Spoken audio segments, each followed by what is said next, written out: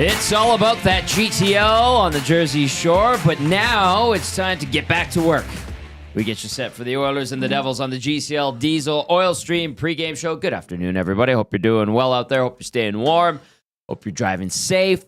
Hope you have a lovely day, and I hope the Oilers can help make it better. It is the GCL Diesel Oil Stream pregame show. Tom Gazzola, Hernan, Salas with you. Zachary, Ice Koob, Kubusch, making sure everything's running smoothly. We stole him from Reid and Jay in the middle of their show, so great to have Koob on board. We'll hear from Joaquin, Gage, in for Matt Kassian, and we'll have Amanda Stein joining us, team reporter for the New Jersey Devils from the Prudential Center. Oilers and Devils meeting for the second and final time this season. The Oilers 37-23-4, New Jersey 35-25-6.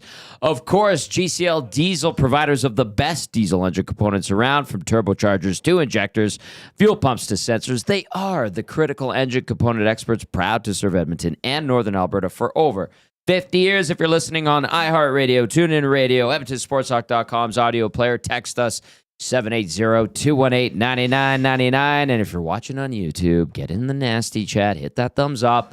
And I don't know why you haven't, but if you haven't, subscribe to our channel. Nancito, Latino Heat, what's going on? What's going on, man? Oh, it's been a long day. I've been here since 7. I know. Yeah, because you had to get out of your parking garage clean. Garage. Yeah. And, my goodness. It's good stuff. It's going to be a fun game, man. I'm predicting an Oilers win. I think they bounce back. Yeah, okay. They heard us the last couple of days talking smack after that loss to the Sabres. They earned it. We need some positivity here, Tom, with the snow today. So let's roll here. Let's see what we got. All right, we're going to go down to the Prudential Center right away here. Amanda's standing by. It's always great to catch up with her. If you don't follow her, you should and need to. She's a great reporter and right on top of the Devils, has everything you need to know about them. What was the vibe on EST Afternoons with you and Gage earlier, too, in regard to this game? And give us the question of the night, too, please. Well, it wasn't positive. A lot of people worried, concerned about Stuart Skinner and everything else. Oh, they're going to love the lineup tonight. Yeah, no doubt. So the question of the night for the GCL Diesel Oil Stream pregame show, we want to know what you would say the identity of the Oilers' bottom six is, because it's been a talking point. We don't know, Tom. Anemic? What would you say? Flat? Yeah. Let us know. Generic? Nasty chatter. Those are not good terms to use. Text us. Yeah. How would you describe? 780-218-9999. Oh, boy. We need the identity for the Oilers' bottom six because we really don't know what it is right now. And it's March 13th.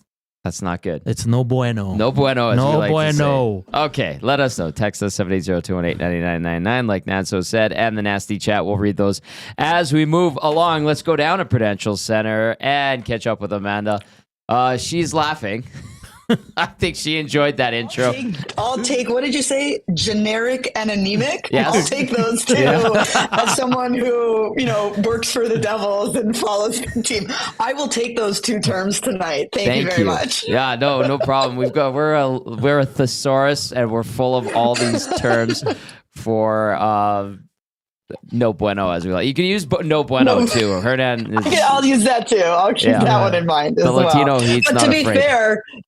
To be fair, a lot of what New Jersey kind of did over the trade deadline was shore up their bottom six, right? And so there was a little bit of figuring out the identity for New Jersey on their bottom six as well in the recent weeks. But I think now we're starting to see that come to light with the addition of Cody Glass, and you've got a lot more of flowing between lines right now just to connect the two things together. Yeah, but Cody Glass has had an impact since he's come over, has he not?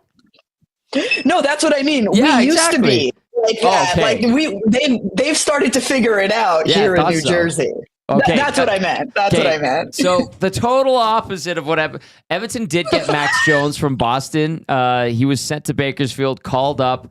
He's been physical, Amanda, which is a godsend, because as Latino Heat, Hernan, Salas, and I pointed out, the Oilers' bottom six, it doesn't really do a lot. And then they get behind in games and they go to the nuclear option, and basically they have 2.5 lines for the rest of the game, and they play in Buffalo and they don't score and they lose the lead and they're soft and all these wonderful things that get the fans upset, disappointed, and to the point of frustration, like we heard on his show earlier. But the Devils have won a couple of games here. They did address the bottom six, like you alluded to. What else is helping them click? Because it's not going to be easy. They've lost a couple of big pieces as well. They have. And first of all, I forgot what it was like to be in a Canadian market. You're from Montreal. You know damn well. No, but what I'm saying is just listening to you talk, I was like, oh, yeah, that's familiar. I know. Can you tell us what it's like to casually and not have the heat turned up to like 95 all the time around a hockey team? Because it feels like it's something we would probably enjoy. The best person to ask is probably Sheldon Keefe, right? Who is like coming here from, right? So like, we do have our media here, but it's, nowhere near the same way as it is in Canada. That's for sure. Oh, yeah. But to get back to your original question, sorry, I don't even remember it. I don't actually remember either, but I think it was more just what's gone right. Yes, and exactly. There's been a lot of big injuries, right? So you're absolutely right. Like Jack Hughes is out, Dougie Hamilton's out, Jonas Siegenthaler is out. We know for sure that Jack is done until next season. The other guys potentially, if you're looking at, somewhere in the playoffs, right? Mm-hmm. So those are three massive, massive pieces, and ones that you can't go into not free agency. You can't go into the trade deadline and be like, okay, well, I'm going to replace all those pieces on a dime right now. You've got to kind of figure out how to sort of bolster the rest of your team to give yourself the best opportunity. And that's exactly what Tom Fitzgerald addressed in bringing in Cody Glass, who has plenty of talent. And one of the things they said is they want to unlock that. He's been in different stops, and it looks like he's fit in perfectly here right now. 3 points in his first 2 games with New Jersey. And you have Daniel Sprong, which gives them another option. And just like little pieces like that, because this is a team that does have a ton of talent. Yeah. And again, you're not going to replace Jack Hughes. You're not going to replace Dougie Hamilton. You're going to have to do it as a collective effort. Nacito. Amanda, just looking at the special teams, they're pretty special for the Devils right now. Top 5 PP, top 5 PK here. Even with the absence of Jack Hughes and Dougie Hamilton, they're still rolling along. Why have they been so successful on both sides of the special teams?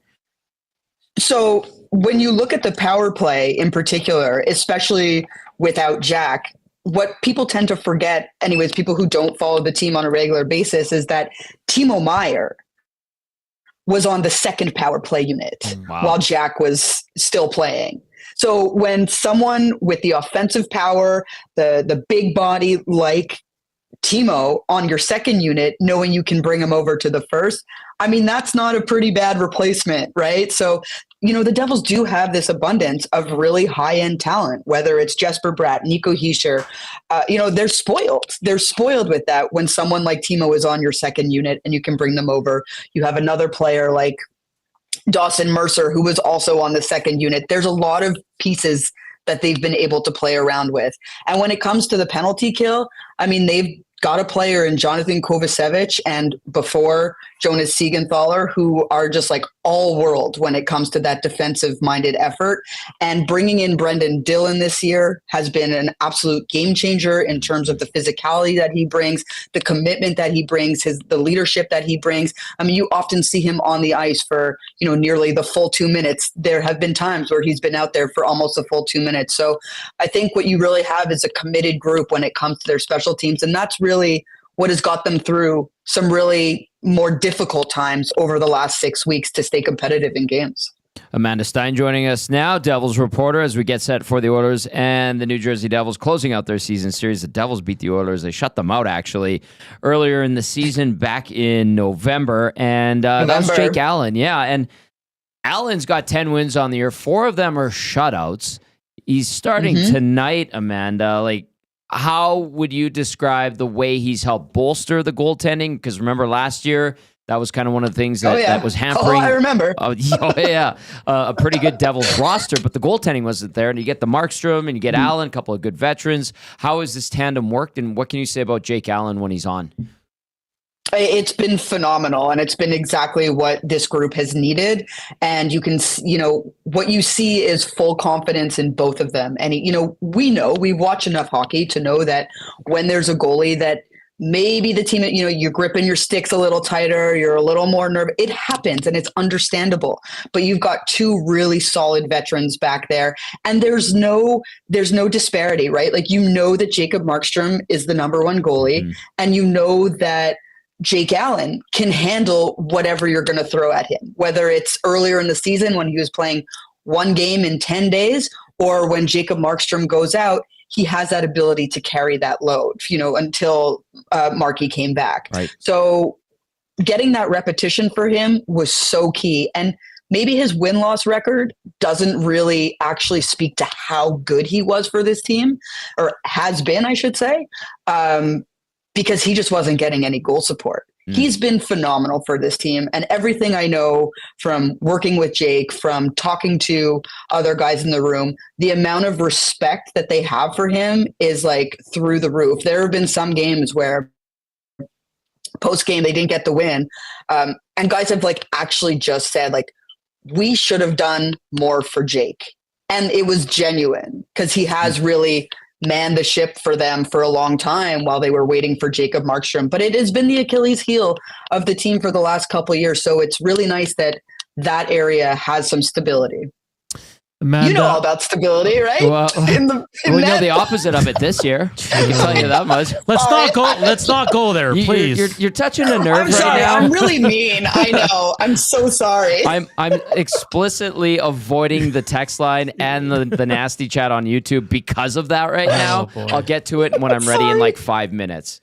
Amanda, Draisaitl and McDavid are going to start on separate lines. It probably won't last long, as we've seen all season long. But if it does, Nico will go up against McDavid. Who do you see going up against the Draisaitl line?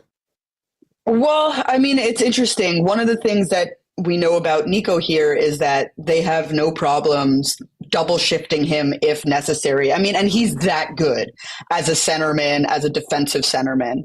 But, just looking at the lineup right now, you've got, options, right? Dawson Mercer is going to center the second line. So whether it's Dawson Mercer handling that down the middle, or you've got that third line where you've got Cody Glass, Eric Halla, and Jesper Bratt.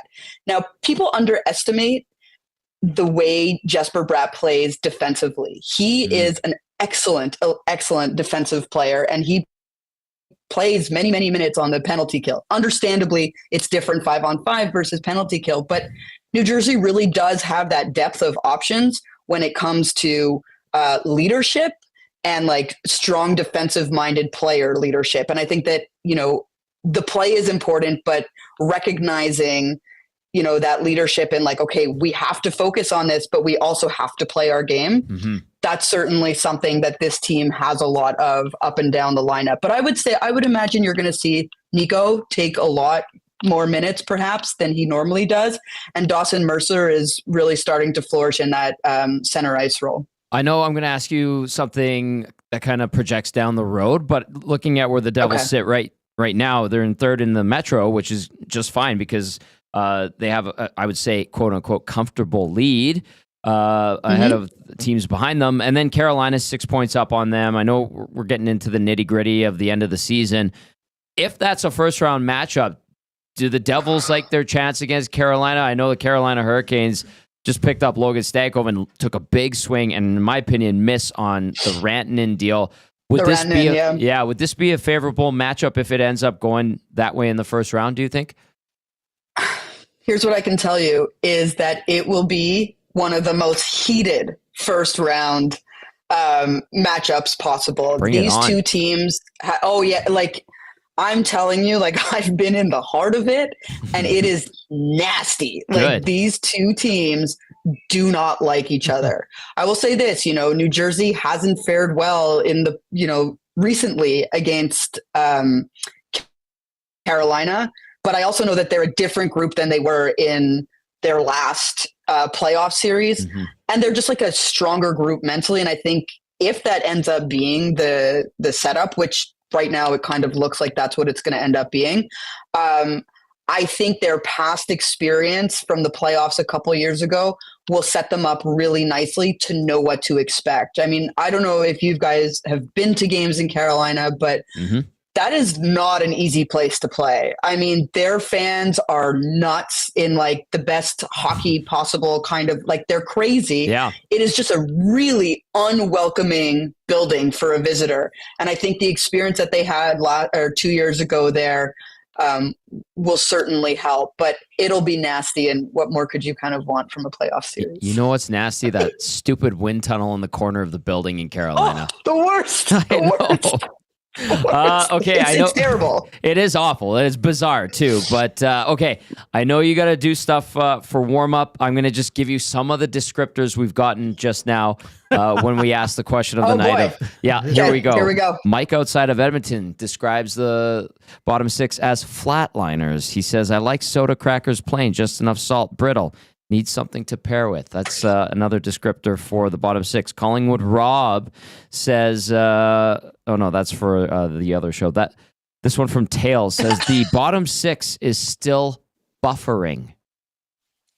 That's a good one. That I is like a that. good one. Look, I'm writing them down. I like these words. Yeah. But really, I think I'm going to stick with generic and anemic. Yeah, you could take those and run with them because that's how it is.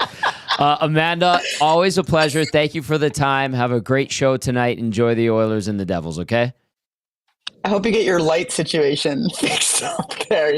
I can see like the lights turning on and off. Oh, that's producer Zach. He fiddles with everything. He tinkers with stuff. I was like, I hope. Did you guys pay your bills? Oh yeah, we've got our studio lights on. It's producer Zach who can't sit still for more than 2 seconds. We'll send him to you if you want him. Thanks so much for having me, guys. Yeah. No, Good to okay. see. Okay. Bye, Amanda. There you go. Amanda Stein, team reporter for the Devils. Great stuff there. She's got some duties at warm up. You know, they do the in-house interviews and stuff like that. And the really nice writing, right? Very nice handwriting. So, what is Zach doing exactly? I don't know. Well, Stop you guys tinkering. were a little bit bright, unlike the Oilers lines. Bottom six? Yeah. Oh, Exactly. Flatulent is another one. Amanda used to work for TSN 690, right? Yeah. Did she cover the Alouettes? I think she probably did. Because that's the thing. That's my first kind of memory of seeing Amanda in the sports. Yeah, And then, 'cause and then the Canadians. Yeah, she was. I met her when she was covering the Habs. Yeah. She was like, I'm sure she was on shows there, but. Or maybe it's just because she's from Montreal. I kind of I thought she was with the Alouettes. She was definitely with 690. Okay. Yeah, 100%. 100%. And now works with the Devils. And my old boss, Mark Ciampa. And she worked with a few of the people that you worked with. Yeah, Blaine, my old producer, cameraman, Blaine Sayers, now with the Bruins. And then Chris Westcott, who was he was our head writer and then ended up filling in for me when I was away. He is now with the NCAA. That's great. He had an offer or an interview with Williams. Really? F1. Are you serious? Yeah, and he's like, I don't know anything about F1. And he's like, they want me to interview. I'll do it, but he's like, I don't want to.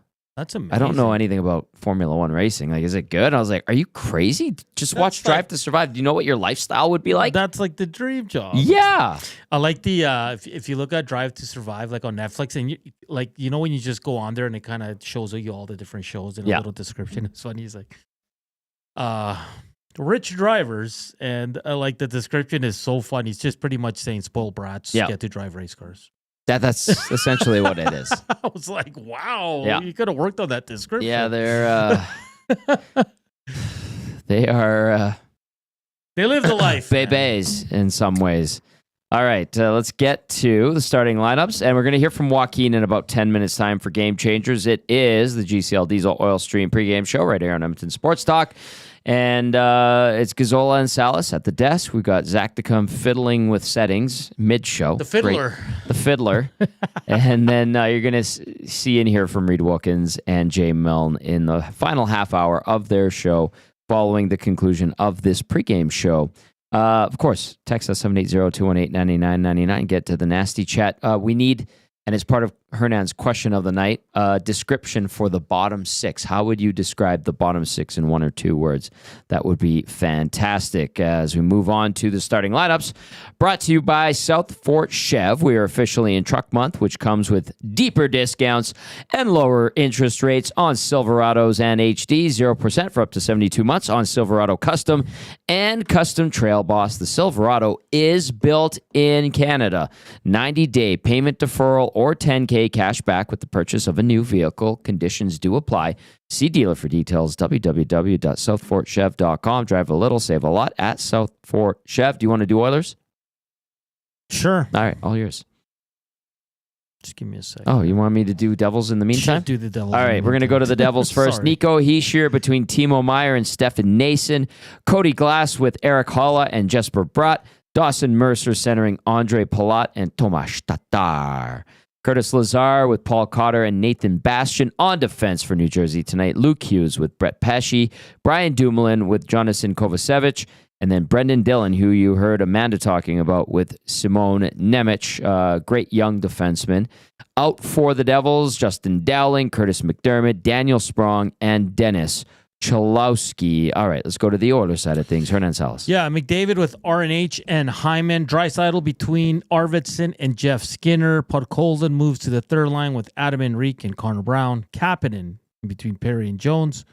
Wallman with Bouchard. Nurse, Stetcher, Kulak, Emberson. Stuart Skinner between the pipes. If there's any changes in warmups, we'll let you know. Absolutely. Skinner, by the way, 22-16-4 on the season. 288 GA, 896 save percentage. 2 shutouts in 44 games. The 26-year-old lifetime versus New Jersey. 0-2. 457 goals against average, 873 save percentage in those 2 appearances. And then at the other end of the rake, it is 34-year-old Jake Allen, 10-13-1 with a 262 goals against average, 910 save percentage, 4 shutouts in the 24 games he has played this season. Allen versus Edmonton, obviously he's been around for a long time, has an 11-9-2 mark. He's played for the Devils, the Habs, and the Blues. He's got a 255 GAA, 910 save percentage with 1 shutout in 22 games versus Edmonton over the course of his career. That takes us to the Advantage Sports Medicine and Physiotherapy Injury Report. At Advantage Sports Medicine and Physiotherapy, we treat you like the pros. Our multidisciplinary team includes sports medicine physicians, along with highly skilled physiotherapists, strength and conditioning coaches, and massage therapists. If you have a nagging pain like an anemic bottom 6 that you'd like to see go away, book your consultation today at www.advantagesportsmed.ca. For Edmonton, do you want to do this one? Sure. You have it? Yeah. Just right. let me pull it up here. Okay. And, there it is. I should have just told you. You do the Oilers, I'll do the Devils. My bad. No, I'll do it. Matthias Ekholm, day-to-day, illness / Lower body. Yeah, I should have updated that. Sorry. John Klimberg, day-to-day. Trent Frederick, IR ankle. Alex Regula, IR knee. Evander Kane, LTIR. We all know. Abdominal surgery and knee surgery. People were asking us earlier today, what's up with Regula? I was like, I have no idea. I forgot he was on the team. He's still rehabbing that knee. Like he ripped up his knee. It's just he's been working and practicing with the team, and I don't know if they're going to be able to get him down to Bakersfield for a conditioning stint, but they've just got him up. Like he's around the Oilers. It's weird, right? Yeah, maybe they'll provide an update. It would be nice to see him in game action, even on the farm. And he's a right shot defenseman that we've kind of forgotten about.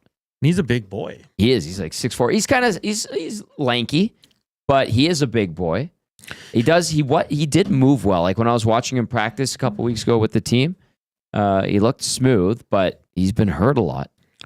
So random question. When the Oilers acquired this player, they got him in a waiver claim. Okay, waiver. Did they know that he was this hurt?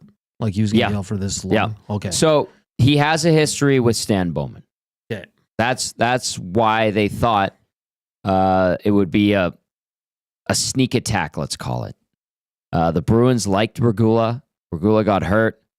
They had a plan for Regula, the Bruins did, and Bowman goes and plucks him. The Bruins thought that they could sneak him through down to Providence and get him back up to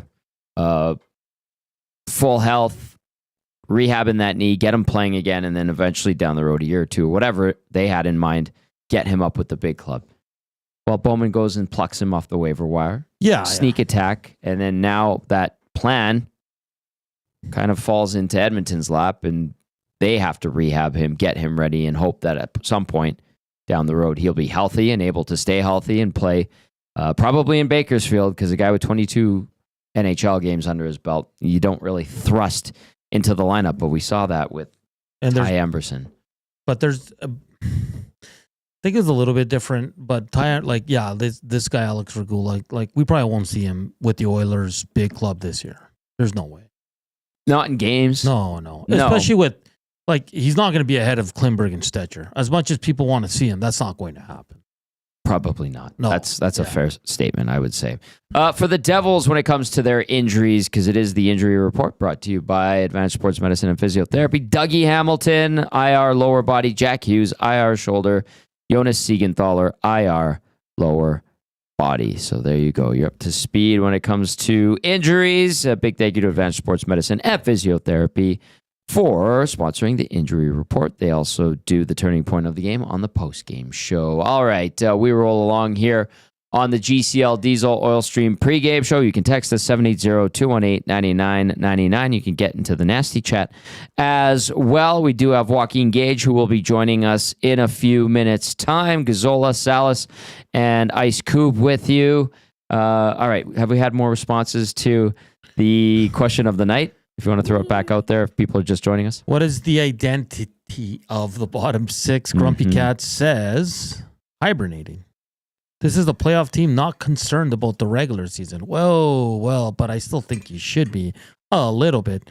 Pizza Boy says bottom six, fluorescent beige, diet vanilla, tap water. Is fluorescent beige similar to olive drab in the same family? I'm just curious, but that's I love fluorescent beige. Well played. La Bomba Guy says uninterested, bored, detached, lethargic. Yes. Holy, slow from D-Rock. Old. Man. Well played. People are not happy with the bottom six. I don't blame them. Yeah, well, I don't blame them. I mean, let's just, let's see. Watch him score 3 tonight, because I predicted a 6-1 win.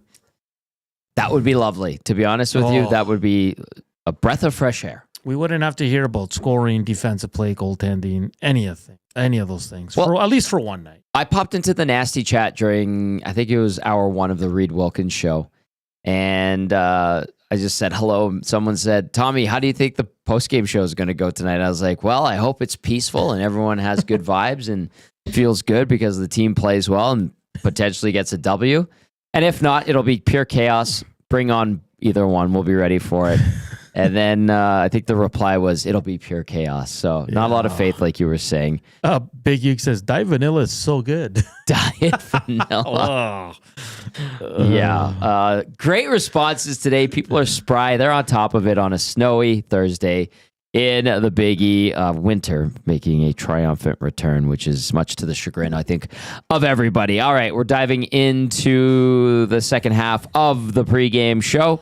And I see he's ready to go. He is our game analyst filling in for Matt Kassian tonight. He is the wonderful Joaquin Gage, and he's going to join us for Game Changers, brought to you, as always, by Damon Bunting Real Estate. Damon Bunting, consistent top-producing realtor in the greater Edmonton area for over 17 years.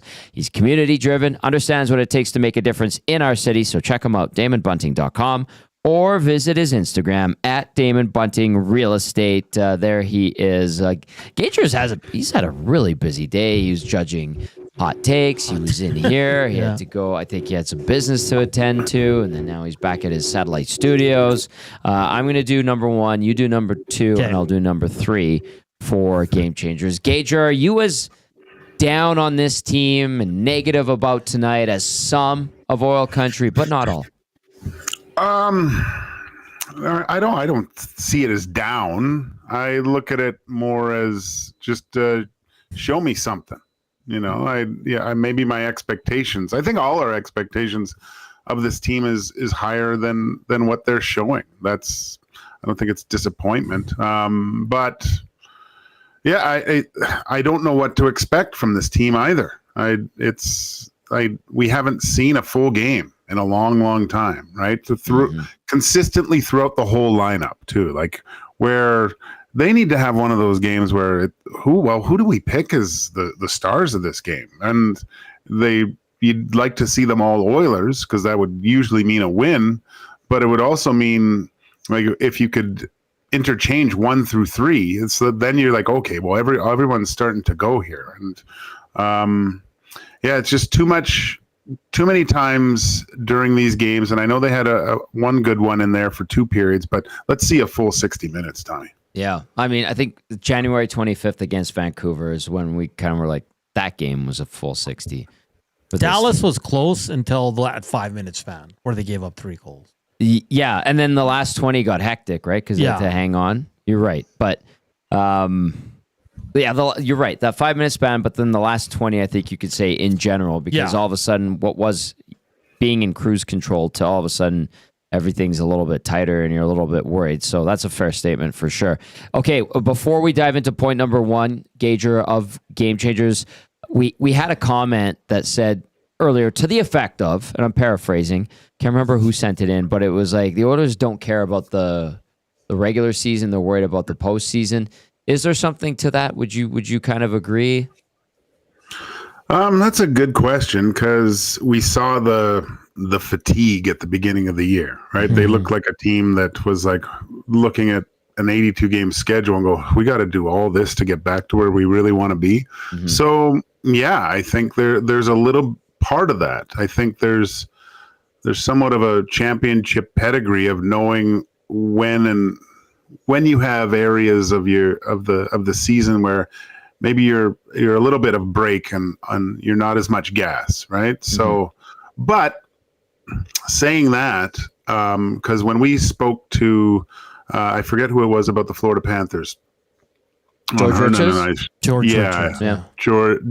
was saying how the Florida Panthers, depending on the opposition, they seem to raise their level of game where it needs to be successful against the upper echelon of teams in the league. Mm-hmm. And with the Oilers, you don't really see that. You know, they do tend to wade into the game against the lower end teams, but even against the top teams at times, it seems like they go and go, well, what type of game is this going to be? And not be assertive themselves in dictating what game they want to play and let the other team try to adjust to them instead of them always trying to adjust to how the other team's playing. And I think that's dangerous too, right? Like, and I get it, holding back a bit, knowing what it takes, what it's going to take in the playoffs, but you also want to go into the playoffs feeling like you're ready for playoff hockey. You're not just going to go into game 1, flip a switch, right, guys, and be like, hey, we're ready to go now. Now we're going to compete. Like, that's why I'm thinking these 18 games, they got to start stepping it up a bit here. And it might be hard because you play a lot of teams that are far out of the playoffs, right, guys? So it's hard to get up for that. I understand that. But, like, for the rest of this road trip, that's what we should see from this team. Well, it's almost like they need something to play for, guys, right? Yeah. And I don't think that they look at home ice and game 7s at home as much as a necessity that I think they should look at those at. You know, if they start faltering and, you know, you start looking at if they fall in and Calgary gets hot or something like that and they're looking at wild card places, then maybe you see a little bit more, you know, desperation in their play. But I find that, this is a great question, and we'll see. Obviously, these next 18 games, but is this a team that's just, you know, cruising to the finish line here to play in playoffs? Where I think that's extremely dangerous. How many times do you see a team that's, you know, fighting and clawing and just getting in, and all of a sudden they go through 2 rounds through like butter because they're battle hardened and battle tested and ready to play that brand and style of hockey. Shaggy says on the Nasty Chat, so you're saying they are a lazy, overconfident team that did not win the cup last year? Shaggy. Yeah, maybe. We'll see. But they did finish last year. I think in April the record was 4-4-2. We were talking about that a little bit the other day. I know the last couple games, like they lost that one game in Arizona, the last game but the Coyotes ever played until they come back in a different form, obviously. And I think there was a Colorado loss in there as well, where they might have been resting guys, but they end up 4-4-2 instead of 6-2-2, let's say, in the last 10. It wasn't an inspiring finish to the season in April, but you saw enough where you're like, I think they're going to be okay. And sure enough, they were. Now, there's a little bit more doubt at this point with 18 games left, 17 games left. Today's game 65. But we'll see. Maybe they can crank it up for a little bit. That would be nice to reassure everyone. All right, let's get into point number 1 on Game Changers, brought to you by Damon Bunting Real Estate with Joaquin Gage. All right, Gager. Doug ain't here, man. Dougie's not here, man. Take advantage of it. This is a whale of a defenseman logging 25 minutes of ice time. Very difficult to play against and very hard to replace. You guys were talking before, like this is a pretty deep New Jersey team, but as we know, it's very hard to replace a top defenseman like that. There's some young guys are coming into the lineup, right? So this is a chance for a more veteran-laden Oilers team. When Nabla is putting up the lineups, there should be some circles around some guys that don't have a lot of NHL experience, and you're trying to do your best to exploit them as much as possible with the absence of Doug Hamilton. Number 2, devil in the details, Joaquin. Buddy, we've been talking about this all week, essentially since the Buffalo game, right? Just the game management, the puck management, the certain areas on the ice, looking at 6 feet on either side of each blue line. Decisions have to be made that you're not putting your team in a vulnerable position for the other team to counterattack and get good scoring chances. I felt like we broke down all 3 goals against the Buffalo Sabres. You could see areas where just a little bit more effort or just a little bit more structure, making a better decision would result in Buffalo not even getting a scoring chance, right? Make other teams create and develop their chances without Edmonton helping them along the way, right? Make them earn every inch. Joaquin, I'm going to add to point number 2, and I'm going to look at Jake Allen.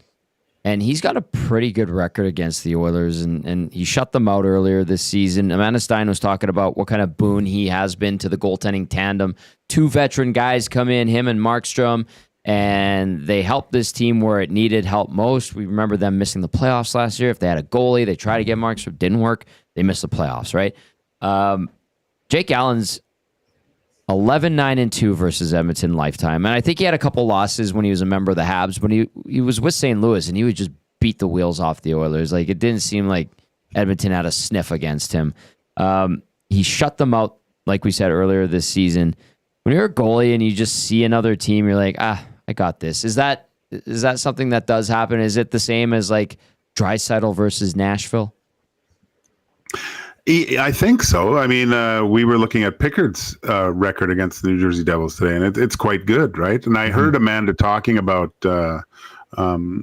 just his presence and how close-knit it seems like that both goaltenders have woven their way into the fabric of this New Jersey Devils team. As I was going 15 kilometers along the Henday during a snowstorm, Oof. so it was kept me company. It was great. So for our international listeners, the Henday is the ring road of Edmonton. So just the 215, as family friends from Colorado called it when they came up for the first time ever, like 3 or 4 years. They're like, "Oh, we sure like that 215 road." And I was like, what is that? What like, is that? Anthony something. It has a name. And I'm like, the Henday? They're like, yeah, that 215 wonderful road. I was like, well, that's probably the first time I've ever heard that, but thank you. Yeah. It was terrible. So yeah, guys, stay in the studio for as long as possible. No problem. No, he's a really good goaltender with great success, and probably one of the reasons he's playing tonight is I think I mentioned it today, how the goaltending coaching staff presents the coach, look, here's the numbers of this individual against this team. He's done well in the past. This is a good chance to probably give Markstrom a bit of a break here as well. And he's had a lot of success. And plus, you saw what he did to the Oilers. He was really good in that 3-0 game against the Oilers way back in November. The Oilers touch up Markstrom pretty much every time they face him Yeah. in the last few years. So that might have something to do with it. And too. no McDavid last time they played too, right? That's right. And I'll add this: Pickard's numbers versus the New Jersey Devils is 4-1 record, 179 GA, 927 save percentage with a shutout in the 6 games he has faced New Jersey. So is that kind of peculiar to you that they're going Stu Skinner tonight, and then they announced that they're going to go with Pickard tomorrow on Long Island? No, look, you know my view on it, Tommy. I think you play the wheels off Stuart Skinner here. He's got to find some semblance of his game and get comfortable in there. I'd love to see him finish the year with some really strong performances, like we mentioned before, just having that confidence going into the playoffs. So I wouldn't even mind him playing back-to-back. Nanzo thinks I'm crazy, but whatever. No, I'd just rather to see Stuart Skinner than Calvin Pickard, unless, I understand back-to-backs, but give him the third game. Let Skinner roll here. Yep. All right. It is Game Changers, brought to you by Damon Bunting Real Estate. Game Changers with Joaquin Gage. First point was Doug ain't here, man. Point number 2, devil in the details. I'm going to give you point number 3. I know I lied. I'm sorry. Road Warriors. Yeah, time to do something on the road here. We all saw what happened on that horrendous trip after the break. This trip doesn't get off to the best of starts, where you're kind of already counting the 2 points going into Buffalo in the situation we're there in. Now you got to make some hay. The Kings are sniffing, and they're close. They're playing tonight. This is it. There's 18 games, and this is kind of the time of the year where you start a little bit of scoreboard watching, right? Yep. But you don't want to get into game, the last 3 games, and you're really focused on, well, if this guy wins here, this guy win, then we're here, right? They still have they have their destiny in their own hands by just winning some hockey games, right? And then they can keep the Los Angeles Kings at bay. And what I think is really necessary for these guys is to try their best to track down the Knights and finish first in the Pacific. I know their record for game ones in the playoffs aren't great, but I just think starting at home is beneficial to this Edmonton Oilers team. Well, they talked a lot about it, but they haven't done much when it comes to action of late. When they try to lock up first in the division, they've relinquished that to the Vegas Golden Knights. By the way, the Oilers 17-12. And 2 on the road. Gager, Road Warriors indeed, but they have a home base in Manhattan for a chunk of this trip, essentially most of this trip. And if people don't know, they're not traveling to New Jersey, staying in a hotel in New Jersey, which is 20 minutes away from the hotel in Manhattan. No, they're not going to Long Island, which is about 45 minutes to an hour away, depending on traffic, from Manhattan. So they pop up shop or set up shop in one hotel, and then they wheel out back and forth. It kind of makes it feel like you do have some sense of home because you're coming back to the same hotel. Do you think that can help? And then on top of that, you're in New York City for 5-6 days. How do you not let the distractions get to you? Because I recall a great story you told about Chicago, where you went in and were the first star of the game, I believe it was, and you had a completely different routine that day.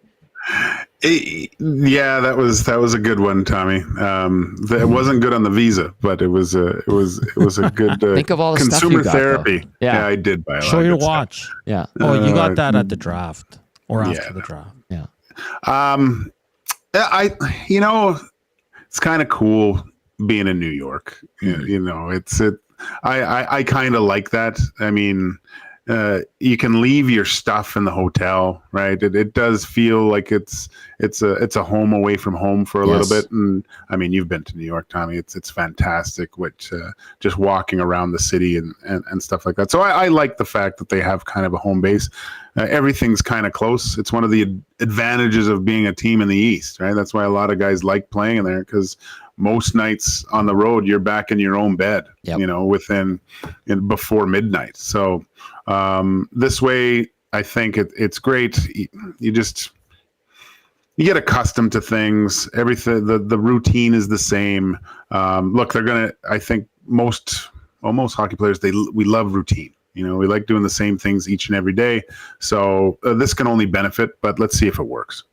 And you guys know where the Oilers' 16-game win streak started last season? Washington. No.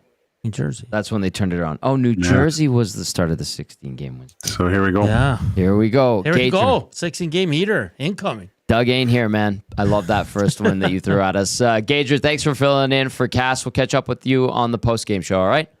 Can't wait, boys. That is Joaquin Gage, our game analyst. Great stuff there. That was Game Changers, brought to you, as always, by Damon Bunting.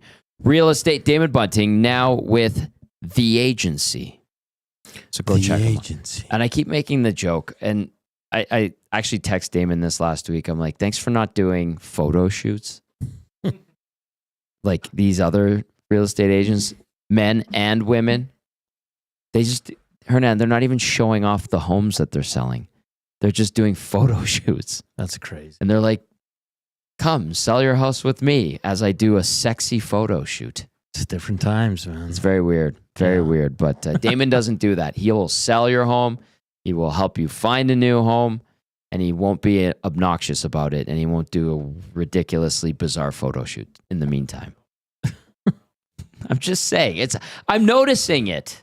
I'm noticing it more and more. All right, text us, 780-218-9999. We have about 10 minutes left before we hand it back over to Jay and Reid on the Reid Wilkins Show. The boys will have their final half hour. Nancito, what do you got for us?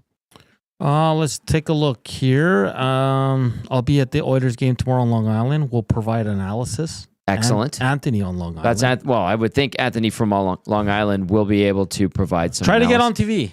And have an EST sign saying, hello, boys. We've had some EST swag on the road show up. Yeah, oh yeah. In Columbus, St. Louis last year, Calgary last year. Good to see EST representation outside of the Big E. This one from Coach Mike. Oilers finish this road trip 2-2 ? Would that be acceptable? I want to say no, Coach Mike. Me we too, were man. saying 3-1, 2-1-1. I think 2-1-1 salvages it. Right? You're okay with it. You're like, okay, 5 of 8. whatever. But they blew it in Buffalo. So now you they have to win absolutely these blew 3 games. So for me, 3 wins is the bar. Ice Koob, you got anything to say, or are you having a snack? You are producing a show right now. He's crushing some food. I know. Don't worry about it, buddy. Don't worry about it, Just buddy. eat. All right. Lineups for tonight. If you didn't catch them earlier, the Oilers are going to be rolling like this. McDavid between Nugent Hopkins and Hyman. Draisaitl with Skinner and Arvidsson. Henrique with Podkolzin and M. Brown. Kapanen between Jones and Perry on defense. Wallman with Bouchard. Nurse with Stetcher. Kulak with Emerson. No Matthias Janmark. As for the Devils, Nico Hischier with Timo Meier. Stefan Nason on the other side. Cody Glass between Eric Holla and Jesper Bratten. Look at that. Cody Glass comes over at the deadline. 3 points in the 2 games he's played. Dawson Mercer with Andre Palat and Tomas Tatar. Curtis Lazar, the former Oil King, with Paul Cotter and Nathan Bastian on defense for Jersey. Luke Hughes with Brett Pesce. Brian Dumoulin with Jonathan Kovacevic. Brendan Dillon with Simone Nemec. And then you've got Justin Dowling, Curtis McDermott, Daniel Sprong, and Dennis Cholowski out. Starting goalies, Stu Skinner for the Oilers and Jake Allen for the Devils. This is one of, it's a busy day in the National Hockey League. 9 games on the schedule. Let's get you up to speed on what's going on so far tonight when it comes to action around the league. Let's go to the early games now. Underway right now. The Leafs lead the Panthers 5 minutes in, 1-0. No score yet between the Sens and the Bruins. You've got Philly hosting Tampa. Still no score there. Both of those last 2 games 5 minutes in as well. Pittsburgh up 1-0 on St. Louis. The Golden Knights and the Columbus going at it at Nationwide Arena. 6 minutes in there. Yet to see a goal. We've got the Oilers and Devils. Rangers and Wild. Kings hosting the Caps. Ovi, look out. And San Jose gets Chicago in the bottom of the basement when it comes to the Western Conference. Anything stick out to you there?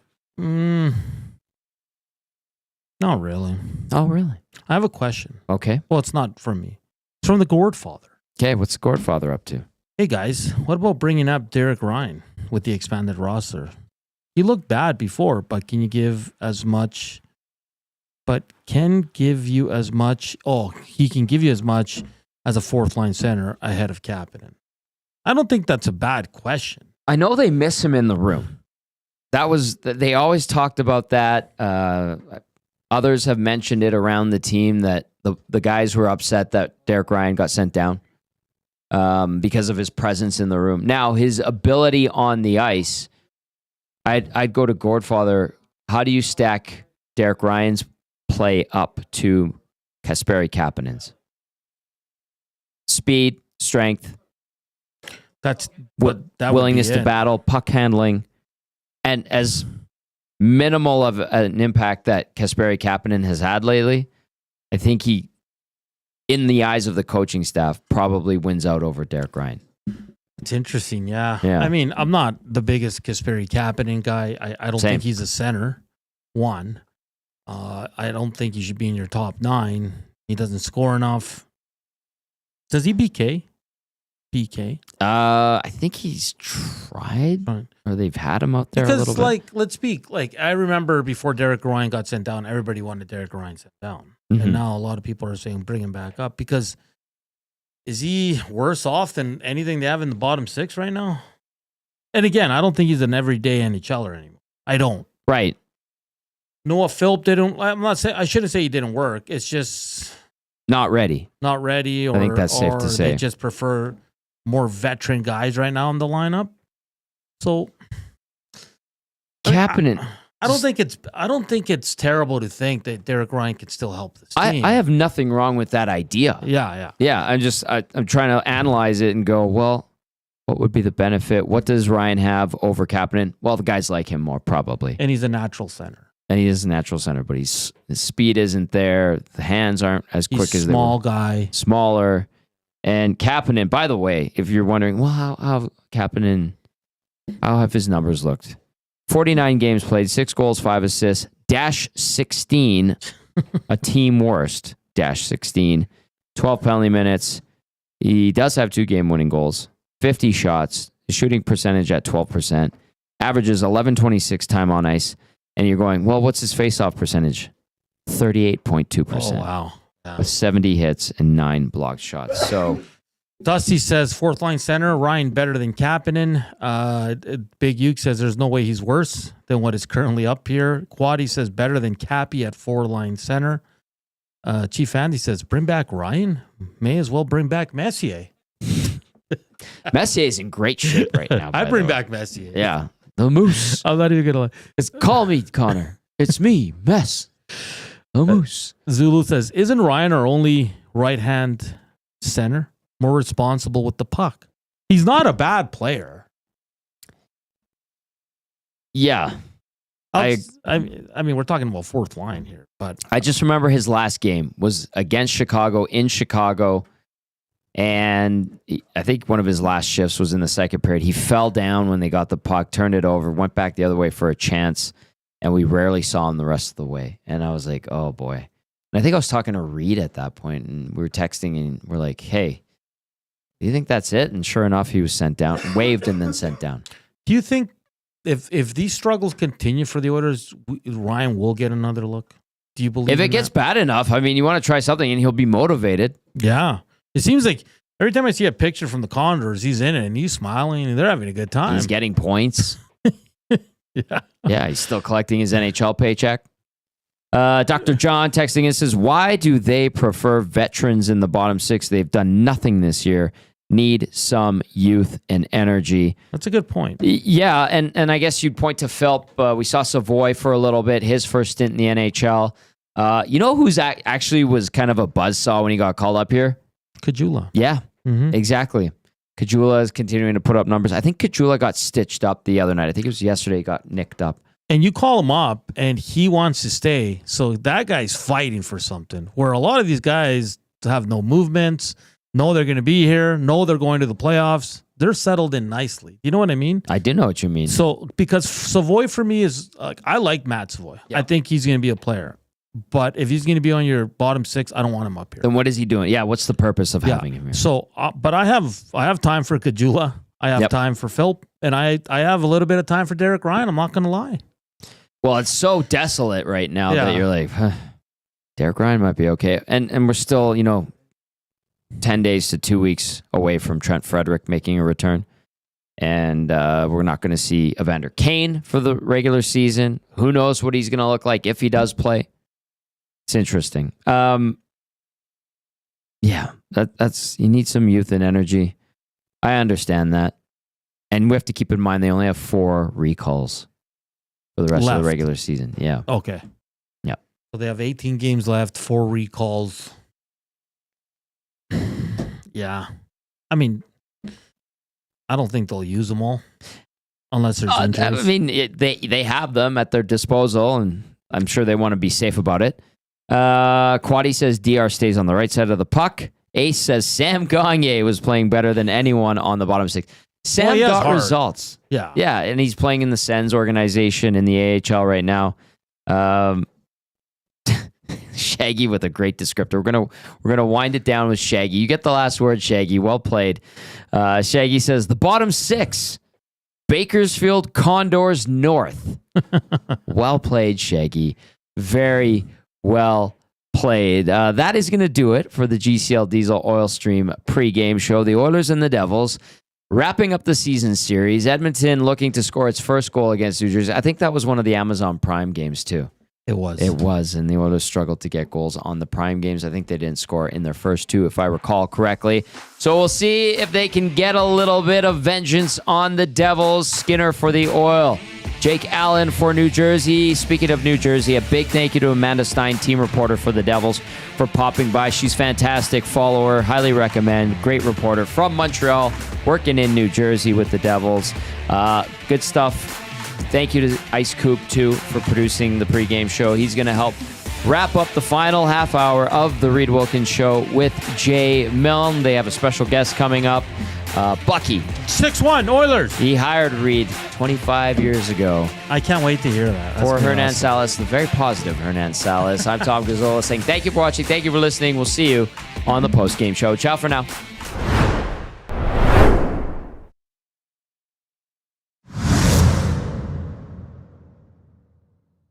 Get your fix every single game with the GCL Diesel Oil Stream pregame and postgame shows with Tom Gazzola and Hernan Salas. Whether it's breaking down the starting lineup, predicting key matchups, or diving deep into the game's biggest moments, Tom and Hernan are here to give you the best insight and analysis in the city. After the final horn, get the breakdown of every key moment, performance, and player reactions. It's your one-stop shop for all things game day. Catch the GCL Diesel Oil Stream pregame and postgame shows with Tom Gazzola and Hernan Salas, only on Edmonton Sports Talk, your clear choice for Edmonton sports.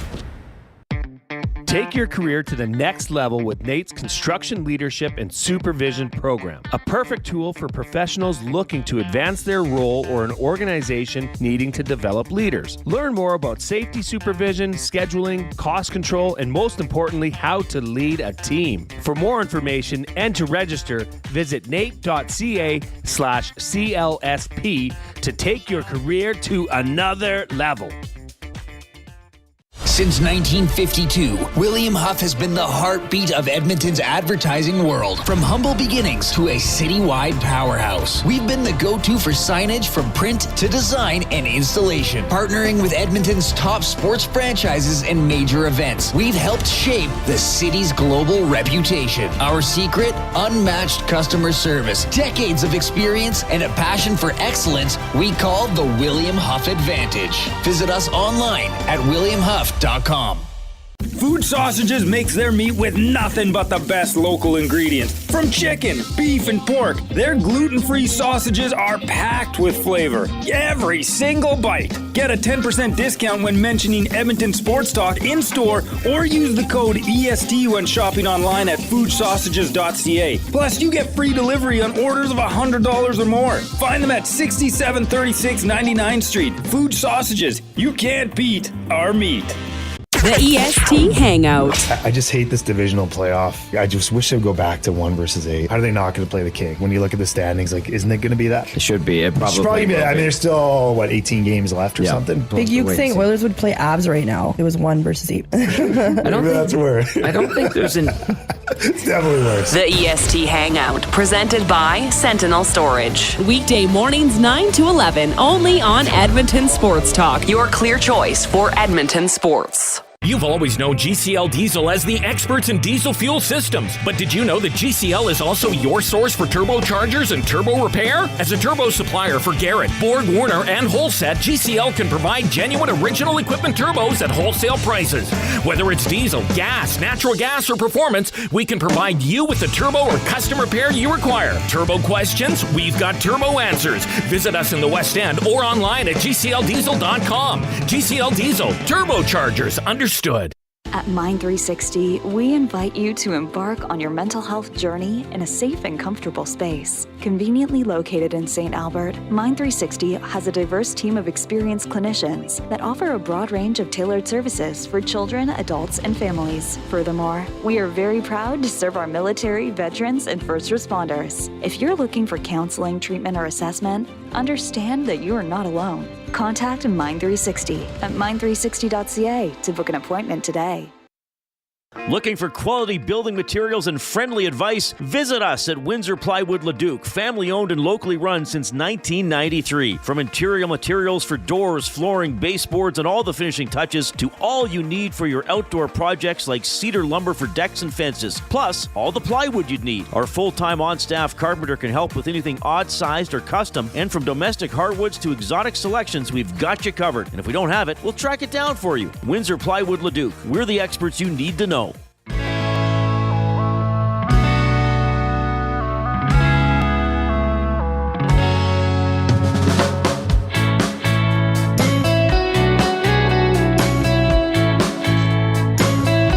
All right, Jay Milne and Reid Wilkins back for half an hour here. Thanks to Tom and Hernan for doing another great job with the GCL Diesel Oil Stream pregame show. They will be back after the game, Oilers at New Jersey, for the postgame show as the Oilers try to right the ship here. It's been some unsteady, and Gene Principe is dressed as a magician. We don't have the audio, but Gene Principe is dressed as a magician. Oilers against Devils. Wow, amazing stuff. Okay, we got a very special guest here. First time on the Reid Wilkins Show, though I'm not going to let it be the last. A gentleman who hired me for my very first full-time job in broadcasting, which I started 25 years ago today at CKSA/CITL in Lloydminster. Greg Buchanan is checking in. Bucky, how are you doing? Not bad, Reid. How are you? Good. Are you able to turn yourself up, or can we boost them a bit, Zach? I don't know if there's something we could do. You're a little quiet, Buck. A little quiet? I'm never quiet. No, usually you're not. That's usually not. Your equipment is quiet. You, as a human being and broadcaster, are not quiet. Me as a human being, I'm not quiet at all. Hey, I can't believe it's 25 years. Like when you texted me earlier this week and you said 25 years, I'm like, I'm that old? Like, yeah. Are you seriously? But there's a lot of memories I have of Reid, and I think even the first day I interviewed him, and I got great support by Michael Higgins, who was the news director at that time, and now Michael's in Alberta now. And Reid, as soon as he walked in, I kind of had a feeling that he's not for TV, but I got a feeling he's a pretty smart cookie, and of course he was. Well, I was told several times over the years, and people have asked me today, what did you set out to do? And I said, well, in that era, a lot of people, you wanted to be a television sports anchor and do the goofy highlights and have fun, which you and I did. But as I got applying for jobs, here's what you're told.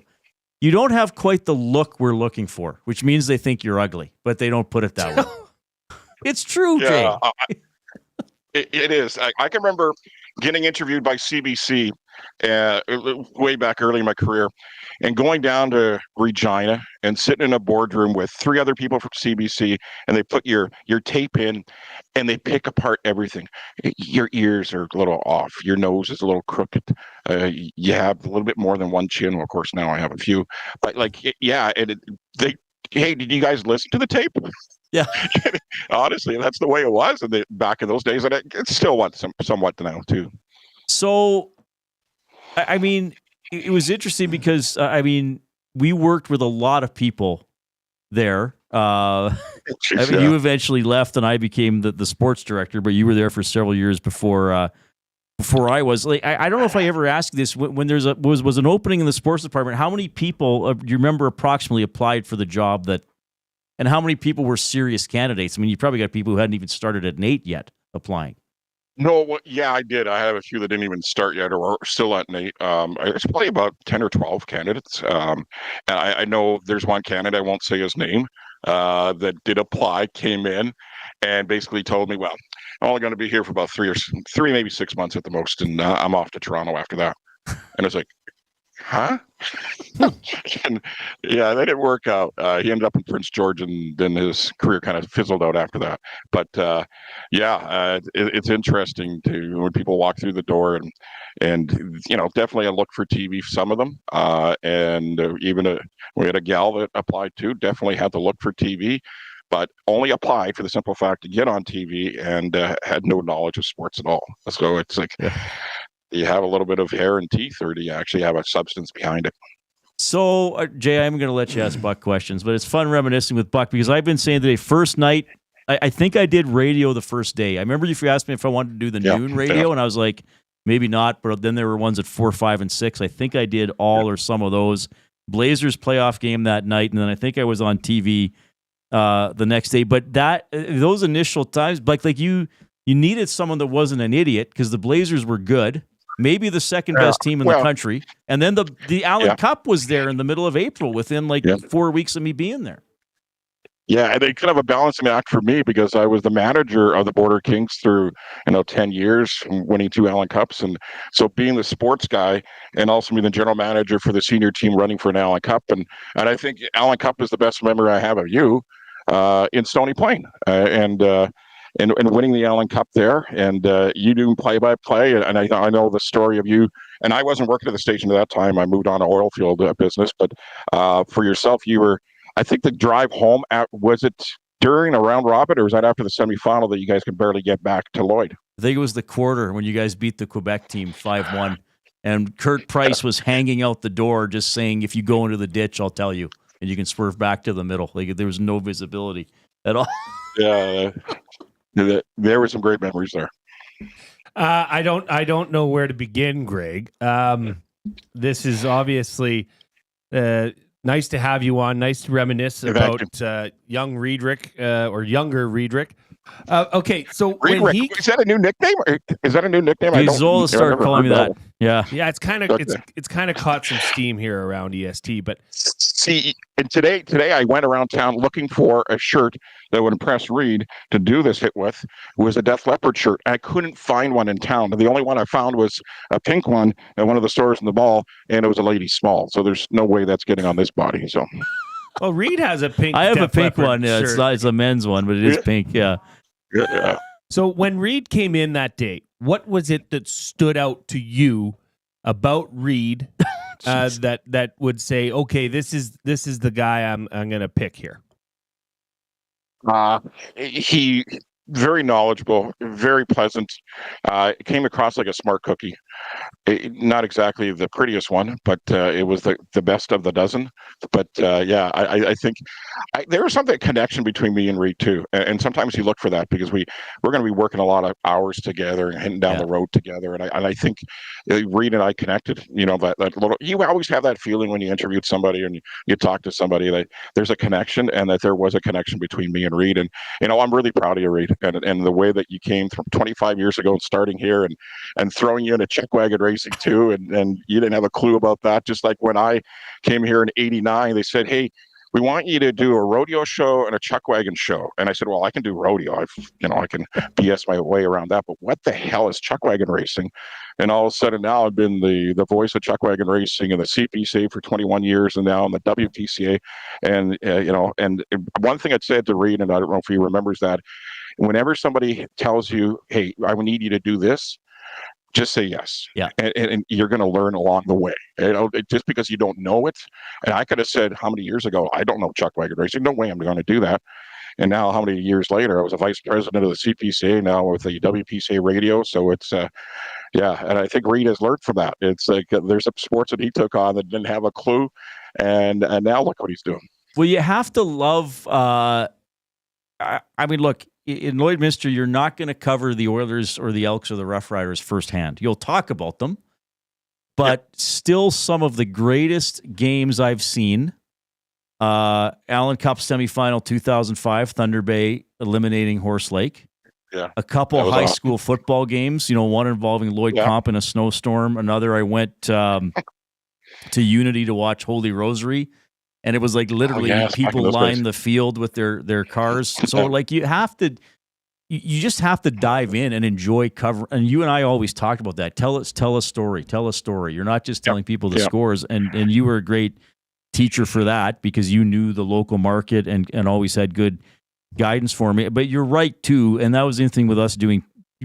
I say to people as the job went on in Lloyd, it became less radio, unfortunately, because they kept cutting. But even today, if I had to pick up a TV camera and shoot, I could bring back something usable. Like it might not be great, but I could at least figure out where the record button and the light was. And that's the thing. Like if you don't want to do that as a younger person, I always say, like, how are you going to progress if you don't know the basics of kind of almost everything? Yeah, and there's a lot of young ones coming in the industry, and they want to work for TSN like right away. Like, I could do that. Well, it's not that easy. And I know working camera, I didn't. I had to learn, and I didn't even go to school for TV training. I went to the old WABC in Saskatoon, we call it Bingo Calling College, and you just got a radio job. I started in Swift Current and went on from there, and CTV Saskatchewan, then to Lloydminster, and I didn't shoot at all. And I learned to basically self-taught myself to shoot. And then Reid kind of self-taught himself because I was teaching him, and I didn't have a clue what I was doing. And so the white balance was an issue at times because white balance back in the day, if you didn't white balance correctly, your colors come either pink or whatever. So Reid's come back with a few really bad footage early on, but he learned his lesson, and the ice doesn't look very good pink. So it's yellow, sometimes, Or sometimes someone would open a door in the arena, and that end of the ice would look different because there was sunlight, but the rest was different. And we had an old camera guy there, since retired, Jim McCardle, who I think he probably started in 1945 at our station. No, not seriously, but he was there for a long time. I was there since '89 for a long time until 2004. But and then I came back for sales. But it's you learn from a lot of these old people, and sometimes I hate to say it, and it's not just in broadcasting, but any industry. You have some older guys that are kicking around, and you don't use them for their knowledge, and it's disappointing. And I learned through very early in my career. There was a Wes Saunders that was a news anchor since past, and he was a legend in Lloyd. And I learned a lot from Les. I learned a lot from a guy that was on air for, like 45 years. And just an amazing individual. And, you learn a lot from the older ones. And sometimes the young ones think that they know better than the ones that have been in the industry for a long time. So, Greg, you mentioned that you're working with the World Professional Chuck Wagon Association. So you were in radio and television, and then you left? What did you do after you left? I went into the oil field, actually, just like anybody else in Lloyd, and did I know anything I was selling? No, I didn't. I just knocked on doors and worked for a company called C.E. Franklin. And then it was shortly after that, I get a phone call from the CPCA saying, hey, a guy that hosts the radio show for Chuck Wagons can't make it tonight. Can you fill in? So I filled in one Saturday night. And then all of a sudden, hey, what are you doing next Saturday? What are you doing next Saturday after that? And then all of a sudden I was, doing radio for the Canadian Professional Chuck Wagon Association out of a horse trailer in an infield at racetracks and first stations all over the area. And I did that for 20 plus years. And then just recently, this past summer, went over to the World Professional Chuck Wagon Association and on air with Arnie Jackson, a Hall of Famer, and also Billy Melville. Yeah, and I got so many great memories of covering the truck. Greg and I have both been named Canadian Professional Chuck Wagon Association Media Person of the Year, by the way. Oh my gosh. Different years, but you got your award winner, right? So and how's that when I got an award because I'm the vice president of the association. We go to the board meeting and they vote on me to be the Media Person of the Year. Well, I'm the vice president. I don't know how I vote for myself. So that's incredible. All right, so I want to. Can you? explain to everybody, and I don't know if it's still like this in Lloyd, but a lot of smaller cities used to be this. Can you explain to people what a twin stick is when it comes to small city television? So on a twin stick, like it is here, and it's actually not CTV and CBC. Like back in the day, it was CTV and CBC. We had one station with CBC, one station with CTV. So you had to have two casts. You recorded at 11 o'clock, which would be CBC for the late night, and then that would play on CTV. The problem you had come playoffs, and Reid can attest to this in the NHL playoff time, some playoff games don't wrap up in time. And you're going on air at 12 o'clock, 12:30 at night, and you're putting highlights together on CBC. Meanwhile, the CTV one has already been recorded, and they're not going to have an updated sportscast. So sometimes you did news, record it, put it there, and then you had to do sports live. So twin stick is CBC, CTV. Here now, I believe, I should know this because my sons work at Stingray now and behind the scenes on TV. One side is City TV and one side is CTV. Oh, it's City, so CBC's out of there? CBC's out of there. Oh, CBC I didn't know that. Out of a lot of stations, yeah. A lot of stations, CBC is now not a stick anymore. You have to be a full affiliate. So do you remember the first year or two I worked there, we had some deal with A Channel and the regional Oiler games. So you'd be doing a sportscast on one of the stations and you'd put up a scoreboard for the Oilers that it'd be like, by the way, if you want to watch it, just change the channel, okay? It's still our station. Yeah. That's the 8-channel memories. And we had a lot of people from our station had that 8-channel way, and we had a lot of good sports guys that come through. Brian Mudryk was here, of course, over in TSN in Montreal now. Adam Cook, maybe remember that name? Yeah. Adam Cook was here too, and Adam was a great guy, great personality, funny as hell. And I know one lasting memory for Adam. He left. He got a job at CTV. They were hosting the Brier that year in Edmonton. This is a short few months after leaving here in Lloyd. And Adam didn't know a lick of curling, and all of a sudden he's covering curling and covering the Brier. So he's calling me up because he's putting highlights together. Buck, what is this? What is this? And he's explaining it. He says, "What's 4 foot?" And so it's like, explaining that to him. But and then Josh Clausen, of course, a Lloydminster guy that got his start here in Lloydminster doing weather. We used to call him Canola Ice because he was a rapper too. And so I don't think I'm the only one to call him Canola Ice. But now Josh is, of course, at Edmonton, CTV weather guy. Michael Higgins was the sports director and Alberta now. So there's been a lot of very talented individuals that came through here. Well, you're one of them, Greg. I wish we had more time. Look, we're going to have you on again, just coming on and telling stories. And I don't know if you and Kurt are still doing that thing, but if you ever got stuck or somewhere. We're not anymore. Okay.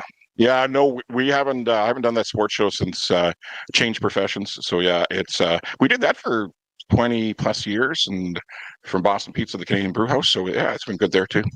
All right, Greg. Well, first of all, again, thanks for the job, though I know I've thanked you for that before. And I'm really grateful to you. And I think even more so, I hope you understand what I mean here. Of course, I'm grateful that you took a chance on me and gave me a start.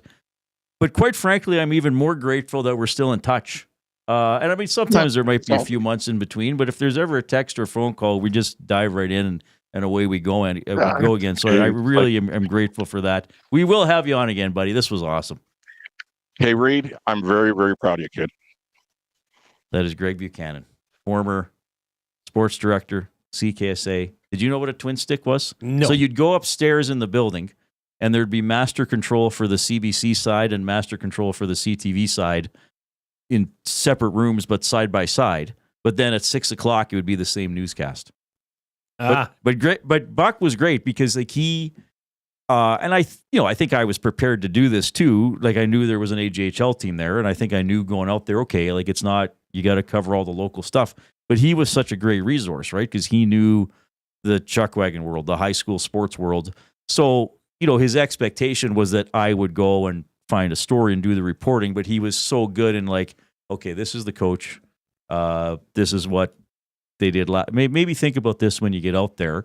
So he was such a great resource sort of to point you in the right direction. And then eventually you start more figuring things out on yourself. But yeah, like he mentioned the sports like chuckwagon racing, curling. Like you can't turn your nose up Those, like you gotta dive in and know the people. And if you don't know the sport and the rules and the timing and the penalties and the scores, you better learn because you're covering it full on. Yeah, that was I'm a little emotional having Buck on. That was awesome. Nice guy. That's great. You guys still keep in touch, and quite a story. We'll get him on again. Yeah, we might have to say, okay, is there a focus story or two you can tell about Chuck Wagon Racing or the Allen Cup? Because we'll have a few. We will definitely have a few. Okay, no score, Oilers and Devils. I was only kind of half watching it. I saw the Devils had a goal-mouth scramble. Couldn't put it in. Looks like McDavid had a couple dangerous shots or two. We will do a word of the day when we wrap up the Reid Wilkins Show in a couple of minutes. Changing 500. Whoop.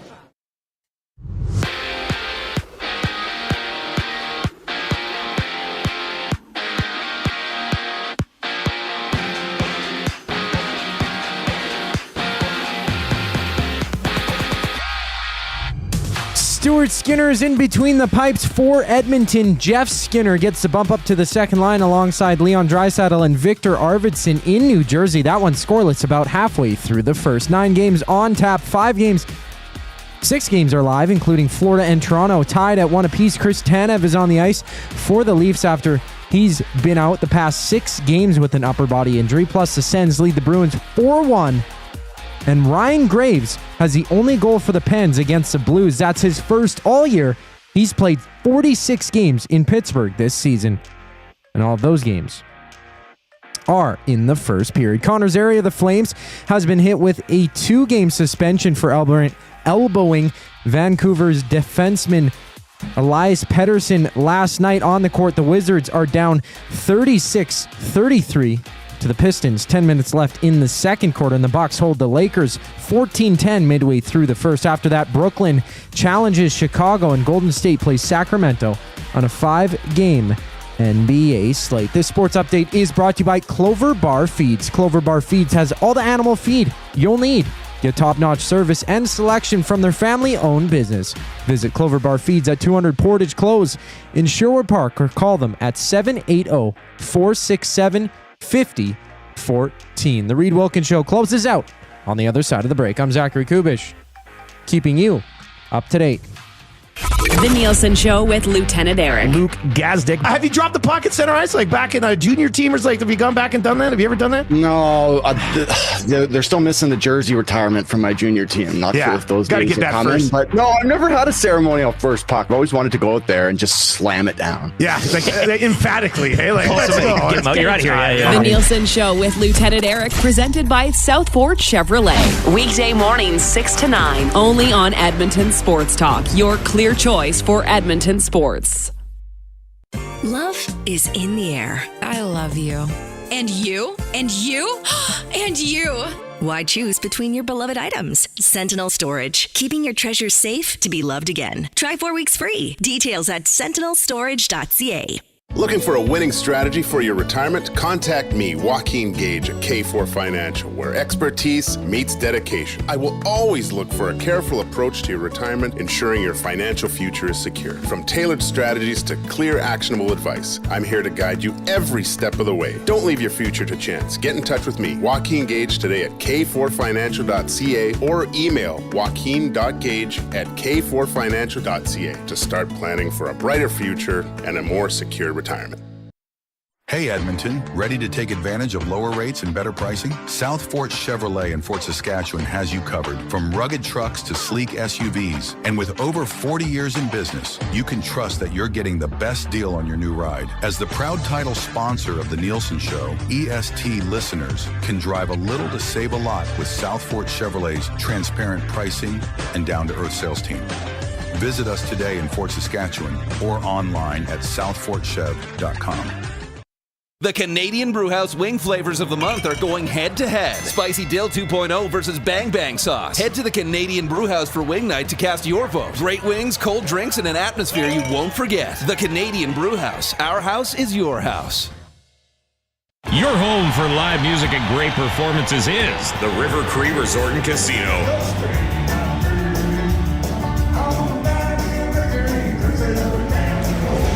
Don't miss the internationally recognized tribute, the Alan Jackson Experience, April 18th at the River Cree Resort and Casino. Get your tickets at rivercreekresort.com. River Cree Resort and Casino. Excitement? Bet on it.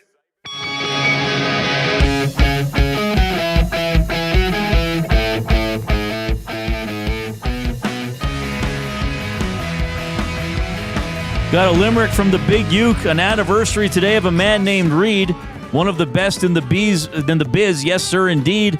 Done many a show, a beard he can grow. Would it be weird if Jay gifted him a steed? Perhaps. Yeah, be an expensive gift. All right, no score. Oilers and Devils almost halfway through the first.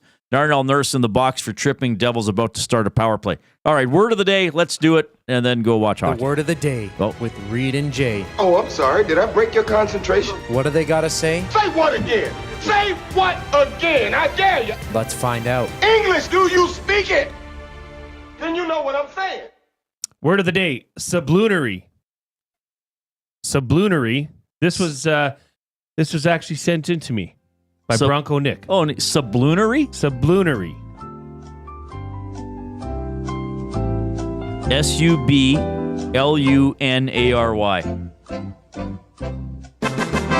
And I will say it is something that refers to being beneath the surface of the moon.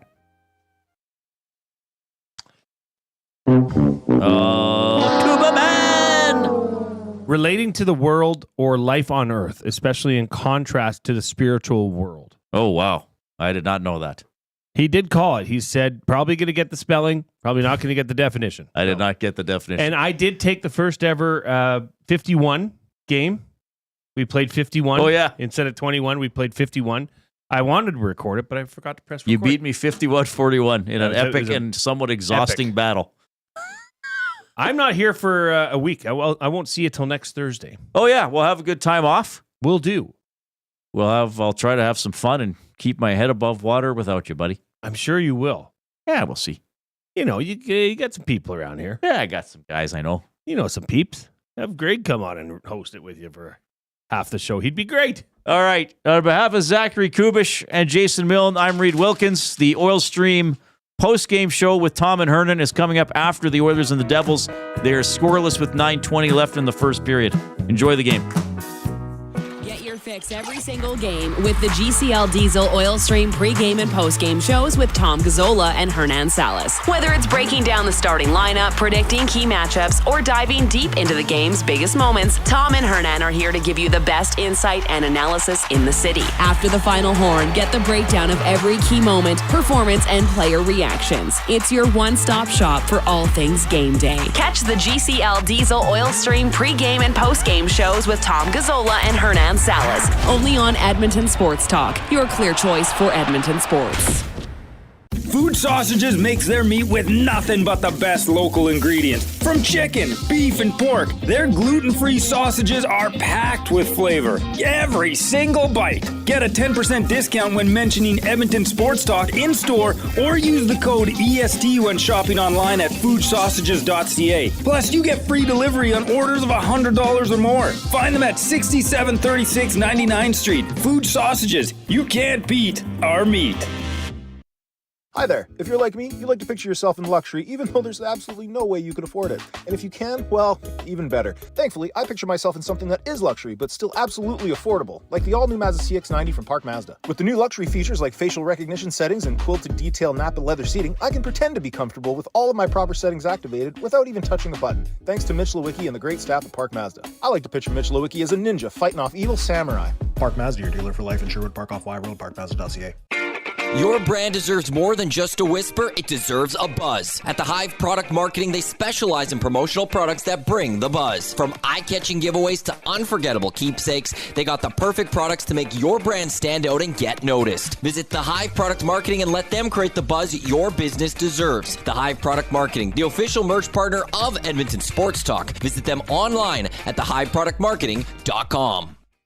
Edmonton Sports Talk delivers a mass audience of key, influential customers to your business, all while you associate your company brand with the biggest names, the hottest sports news, and teams from every league around the globe. Oilers and Elks, NHL, NFL, Major League Baseball, and the association, Formula One, soccer, golf, oh sweet mama! The excitement is palatable on Edmonton Sports Talk. It's where fans go to get their sports fix and where our partners find the most loyal consumers. Contact us today and see how our team on Edmonton Sports Talk can score the biggest goals for your business. With various advertising options available, email business@edmontonsportstalk.com or head to our website and send a message at edmontonsportstalk.com.